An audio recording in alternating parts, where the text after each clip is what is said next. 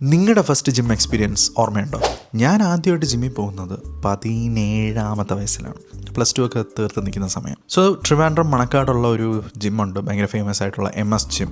അവിടെ ഒരു trainer ചേട്ടനുണ്ടായിരുന്നു, super ചേട്ടനായിരുന്നു. ആദ്യമായിട്ട് നമ്മൾ ജിമ്മിൽ പോകുന്ന ദിവസം ഒരു വൈകുന്നേരം 6 മണിയായപ്പോൾ ചെന്നു.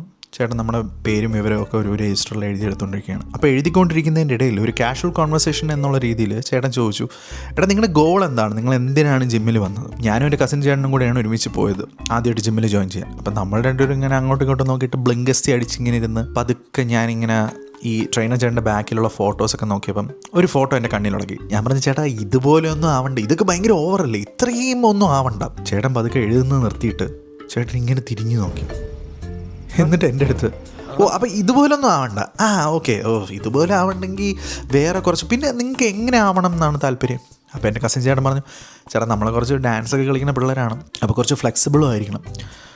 അപ്പം ഉടനെ ട്രെയിനേഴ്സ് ചേട്ടൻ, എനിക്ക് പിന്നെ ഒരു ഋത്തിക് റോഷൻ ലെവല് അത് മതിയായിരിക്കുമോ? അപ്പം ഞാൻ പറഞ്ഞു, ഋത്തിക് റോഷൻ്റെ ബോഡി അത് കറക്റ്റാണ് ചേട്ടാ, അത് മതി. ചേട്ടൻ, ആഞ്ജനേയ സ്വാമി, ഫസ്റ്റ് ഡേ അല്ലേ, നീയൊക്കെ പോയി ആദ്യം 100 പുഷപ്പ് കംപ്ലീറ്റ് ചെയ്യും, എന്നിട്ട് നമുക്ക് നോക്കാം. അതായിരുന്നു എൻ്റെ ഫസ്റ്റ് ജിം എക്സ്പീരിയൻസ്.